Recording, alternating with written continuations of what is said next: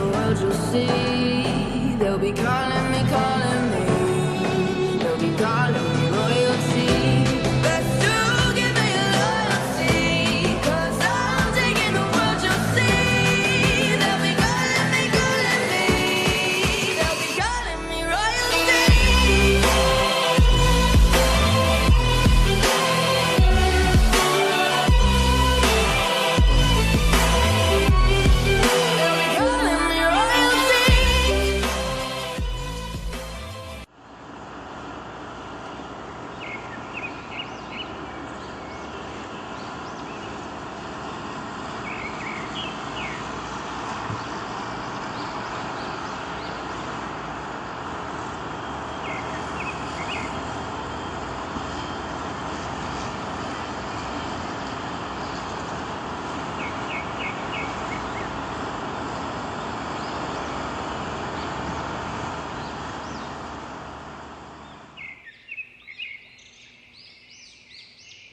Meanwhile, you were washing the dishes and getting ready to go to bed.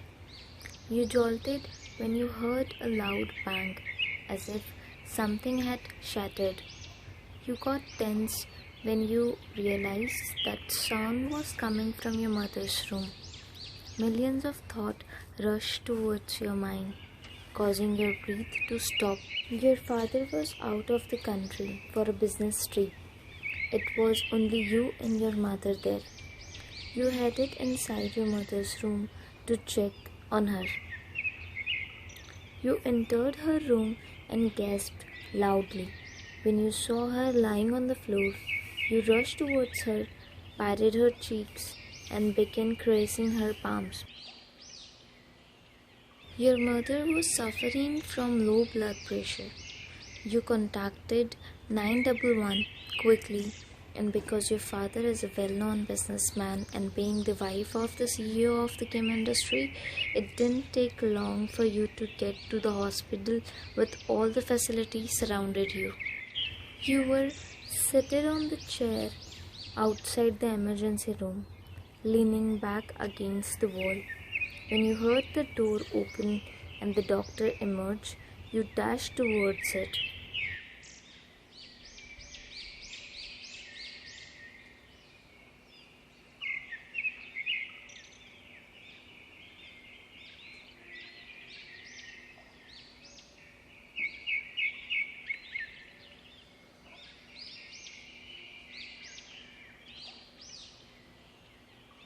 Your breath felt caught somewhere in your lungs till now, but it came back after hearing the doctor's word.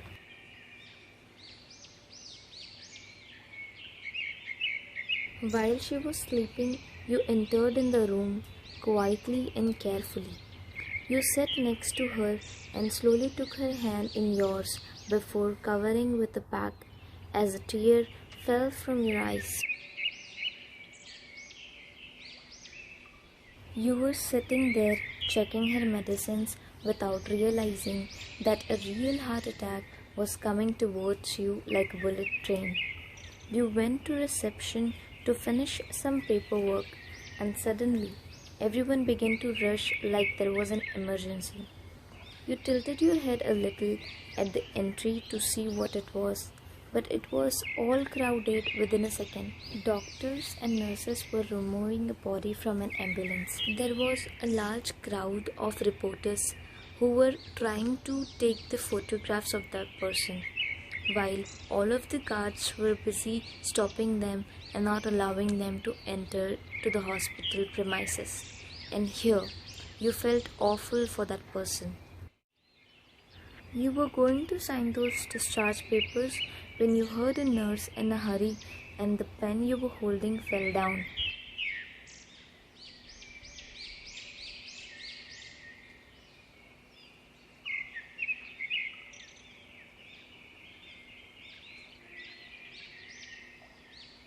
Your heart prickled and your breath became uneven. You stumbled at your place, but you swiftly held the receptionist's desk. You slowly turned around, hoping and praying it was not him. You were hoping that you might have misheard them. but when you saw a glimpse of him as they were placing him on a stretcher, he was barely conscious. Your eyes welled up with tears. You felt like your heart skipped from its place. Everything around you was gone black. All you could see was him lying on the stretcher. Doctors and nurses rushed to admit him. You clutched your heart because of a sudden, sharp pain, which you can't describe in words. When they were going to cross you, you took a few steps towards them, and all of them stopped when they heard. His manager saw you there and was shocked. Unknowingly, your trembling hand went slowly towards him without even realizing. His face, chest, nose, stomach or arms were all covered in blood. You called his name with your trembling lips. What was even more heartwarming was that he clearly heard you when you called. He was still not entirely awake. He tried to open his eyes but could not see your unclear frame with his bare eyes, which he could not fully open. He whispered your name slowly, enough for you to hear, because your all attention was on him. He tried to raise his trembling hand at your direction, which got fractured. You quickly held his hand when it was about to fall.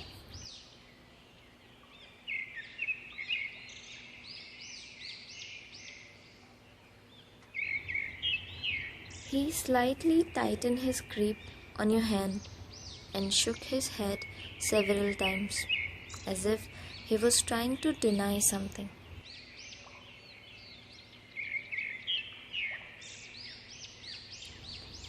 When you understood he was trying to say something, you got a little closer to him to hear it clearly, and tears welled up in both of your eyes.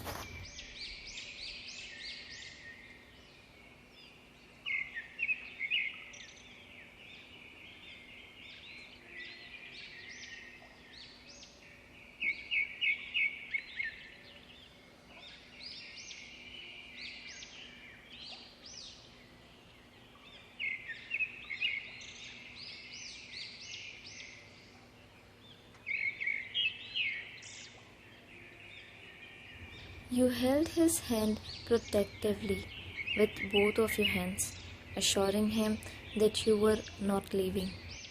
You were shifting back and forth, trying to peek into the operating room, sitting on the chair and tapping your feet in nervousness. It's been 3 hours since they brought him into the surgery. Your heart was ripped apart when he refused to let go of your hand, even in the operating room, where surgeons and nurses were attempting to free you.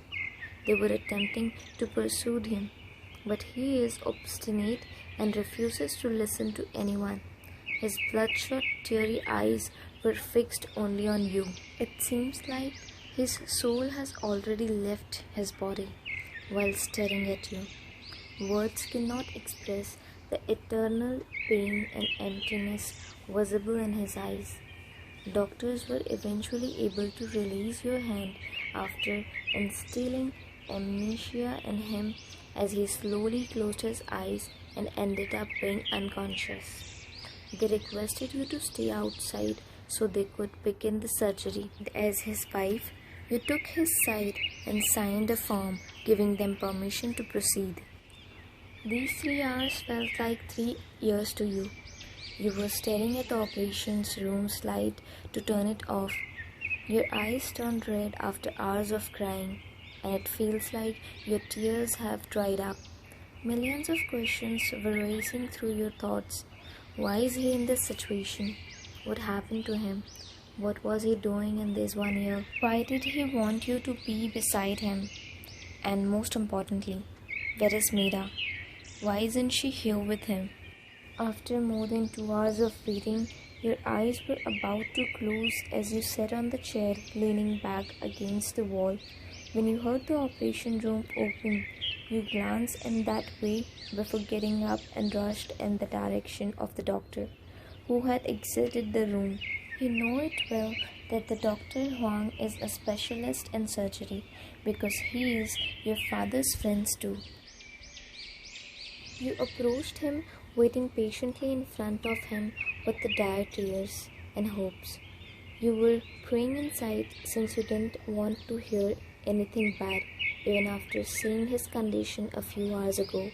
While removing his mask, the doctor sighs.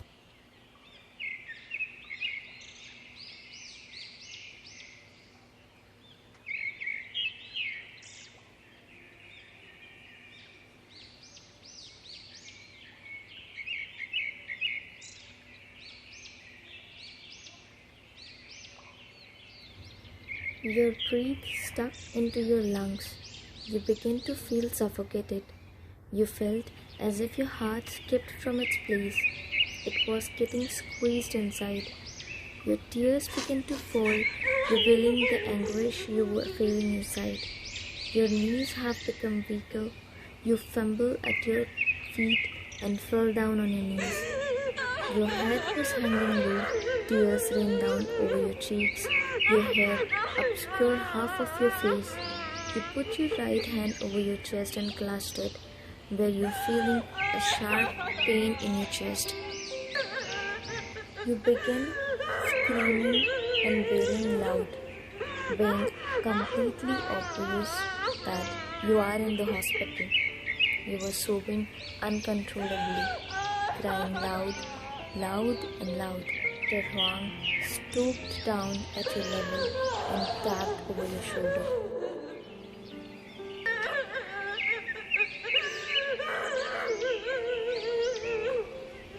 You completed his sentence in hushed tone. He looked down and nodded slowly. He was trying not to make eye contact with you, and you burst into tears after he nodded as yes.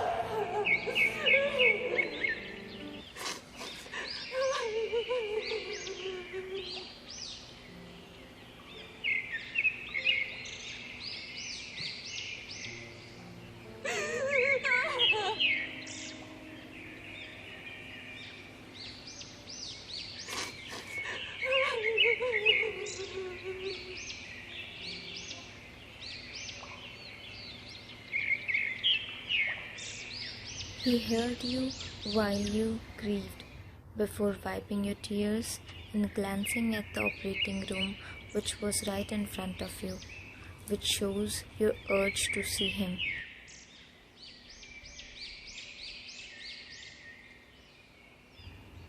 You were at the Dr. Huang's cabin. He was displaying X-rays and MRI reports and Theong's medical history to you.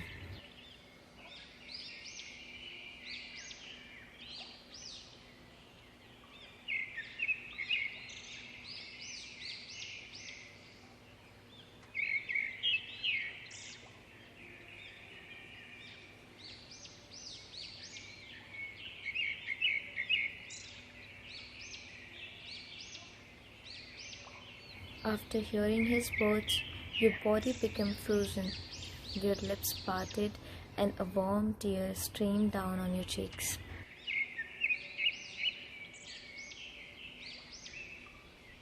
You were standing in front of his room, holding the knob with your trembling hand. You were fighting with yourself inside. You really wanted to see him, but you don't want to see him in this situation. You wanted to talk to him, but you were scared he would not be able to hear you. How can you see his lifeless body when you tear your heart apart and abandon him solely for his own happiness? You walked in cautiously, closing the door behind you. You paused for a time before walking gently towards him and stopping when you reached beside him. Your gaze was drawn to him from head to toe as you realized how much you missed him. Your gaze was drawn to his arms, which were covered with a smattering of dot marks indicating that he was injecting something into himself. His plainly had black circles under his eyes and he had clearly lost weight. You cupped his face slowly and that touch was enough to bring your tears back into your eyes.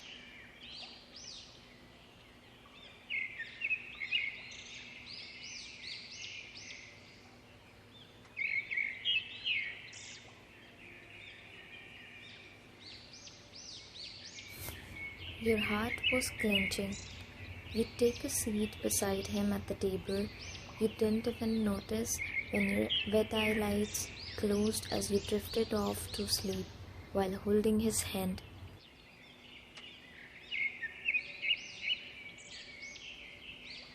You start spending the most of your time in the hospital. When you left 𝐤𝐤, you started working as a part-time teacher at a kids' play school. You have been working this job for a year now, just to keep yourself busy. But now you have took leave for a few days, not knowing when he will wake up. Because of her health concern, you did not tell this to your mother. Your father is in United Kingdom for a business deal. You called him in the morning and told him everything. He wanted to come but was not sure how things would turn out. And the hardest part is to inform this to his parents, as you did not have the courage to inform your in-laws. It was really tough to inform them that their son is in coma, and you did not even know when he will wake up. 𝐤𝐤's manager always comes from time to time. He helped you to bring 𝐤𝐤's stuff from his house, because you never went there, not even once. Stella and Mr. Hansung were helping you with this. Something seems odd. Whenever he sees you, you feel that his eyes are complaining. He did buy food for you, which you eat sometimes and sometimes you don't. He was also there today. You were examining 𝐤𝐤's medications and organizing his belongings after cleaning and treating his unhealed wounds. You are aware that Hansung is a close friend of 𝐤𝐤. You wanted Mira's phone number. 𝐤𝐤 doesn't have his phone with him. The police didn't find it yet after reporting it. You finally gather all your strength to ask.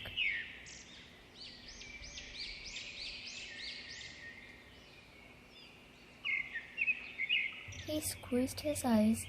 Seems like he's trying to find something. Then he shrugged his head as no.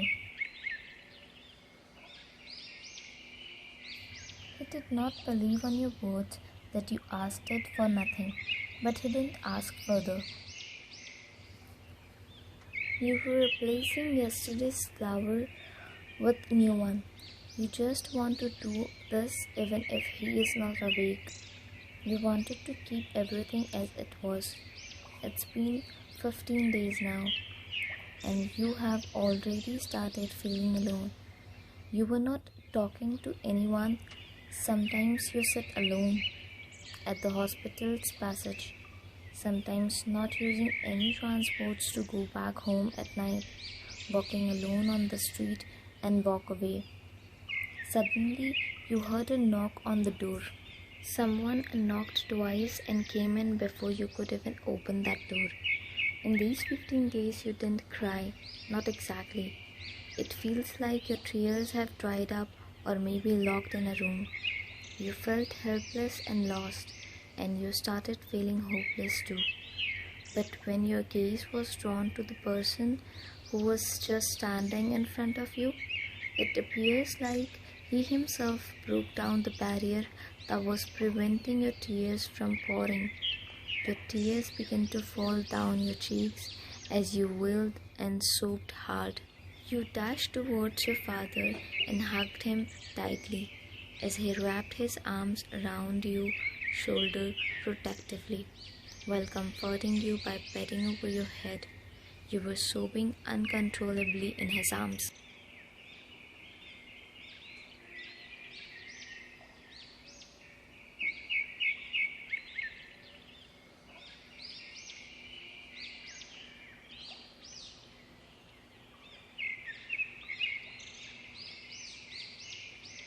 You slowly broke that hug and glanced at him while he slowly nodded.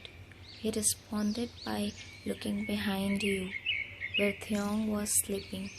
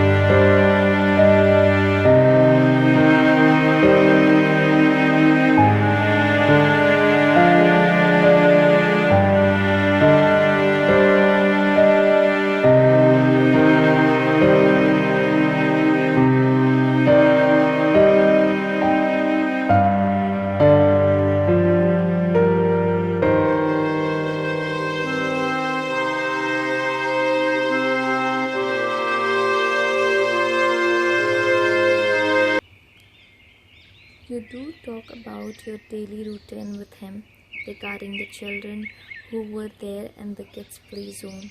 You do tell him about your day, about recent news, as he always wants to be updated. But there was something that you did not share with him, even if he is not listening to you. You never share that. How do you feel? How broken are you from inside after seeing him like this? You didn't share that you are still loved him. You didn't ask why he could not love you the way you do.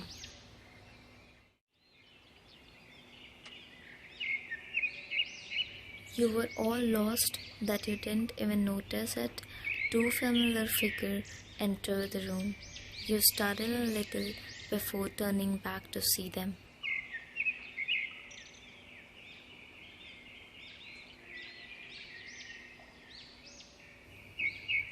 You didn't tell this to his parents about him until now. You were not getting the courage to tell them that their only son is battling between life and death. However, your father assisted you with this and told them on your behalf.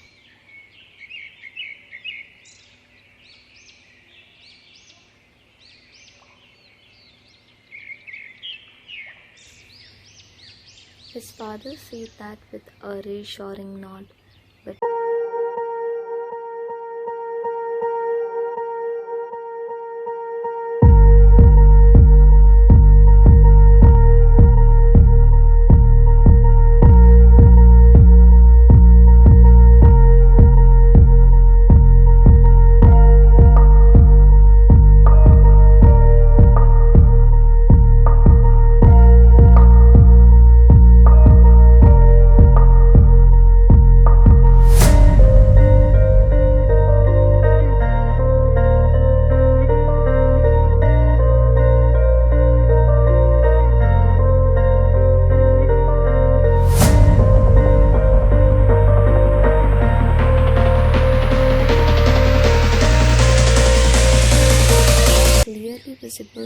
that his father also had tears in his eyes, even though he was trying hard not to let them out.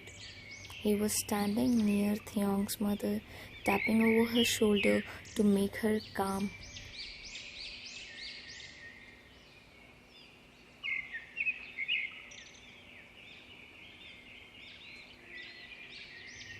His mother asked this to his father with a worried and shocked face. Her shaky voice was enough to drain out the blood from your heart. Her words ripped your heart apart, causing you to gasp a little.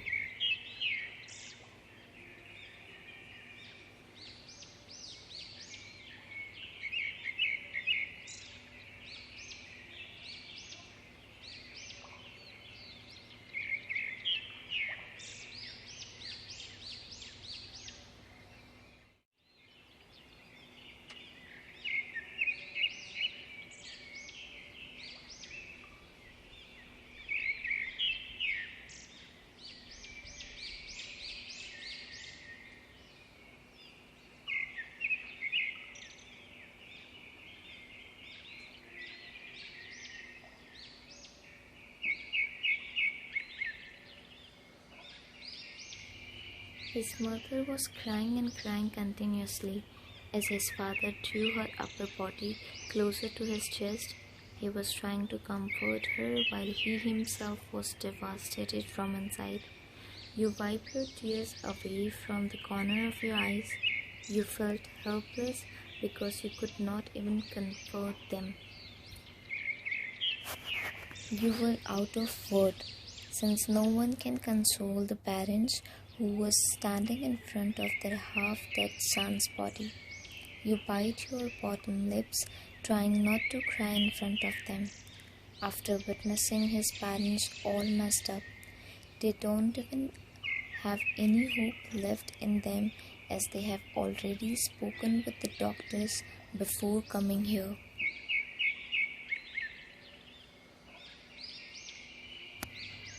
His parents wanted to spend the night with him, but you requested them to go home and rest because they came straight here. They ended up listening to you and left.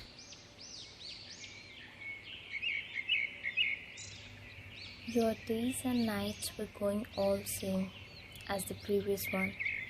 There has been no change in your life in the last 3 months.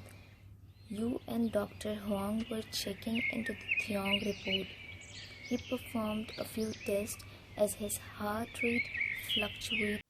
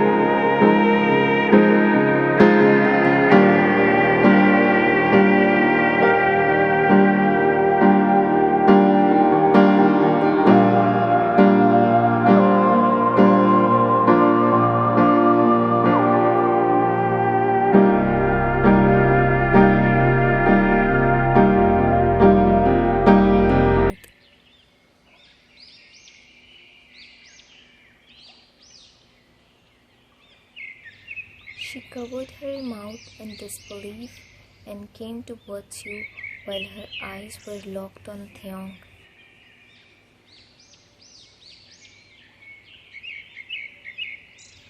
She was stunned and